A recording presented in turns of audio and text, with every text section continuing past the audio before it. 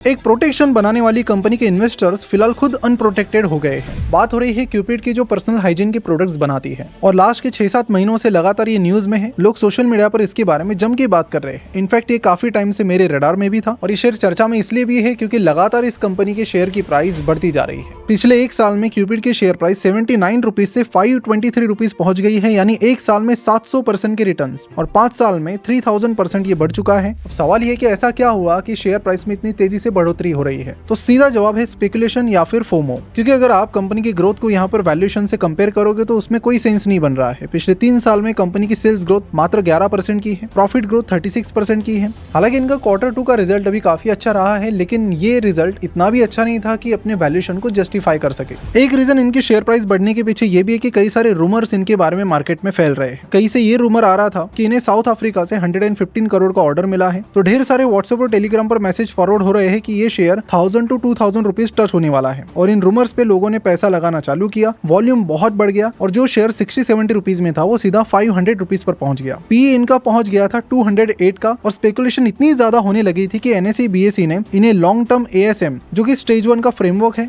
उसमें डाल दिया। एएसएम एक एडिशनल सर्वेलेंस मेजर है और ये फ्रेमवर्क एक्सचेंज तब लगाती है जब किसी स्टॉक में बहुत ज्यादा वोलेटिलिटी हो और इस फ्रेमवर्क में आप लिवरेज लेके ट्रेडिंग नहीं कर सकते, यानी कि 100% अपफ्रंट मार्जिन की रिक्वायरमेंट ऐसे स्टॉक्स में होती है। और जैसे एएसएम फ्रेमवर्क लगा दिया, स्टॉक में सीधा 20% का लोअर सर्किट लग गया। 2 सेक्शन में स्टॉक 30% से डाउन हो गया और जो शेयर होल्डर यहाँ पर पिछले कुछ महीनों में लगातार इन्वेस्ट करते जा रहे थे कि शेयर प्राइस अभी नहीं तो कभी 1000-2000 को टच करेगी और एक हैप्पी एंडिंग होगी, तो उनकी हैप्पी एंडिंग फिलहाल नाइटमेयर में तब्दील हो गई है। अब उन्हें समझ में नहीं आ रहा है कि बेच के निकल जाए या फिर रिकवरी का इंतजार करें। इसलिए आप जब भी इन्वेस्ट करो तो लॉन्ग टर्म के लिए करो और अच्छे फंडामेंटल वाले स्टॉक्स में ही करो। और ऐसी सिचुएशन के लिए मिस्टर राकेश झुनझुनवाला कहा करते थे कि it's important how long it takes but it is important how long it last. तो फिलहाल भी वैल्यूएशन देखे तो फिलहाल काफी ज्यादा है। कंपनी के बिजनेस फंडामेंटल्स को देखे तो सावधानी से इस मार्केट में इन्वेस्ट कीजिए।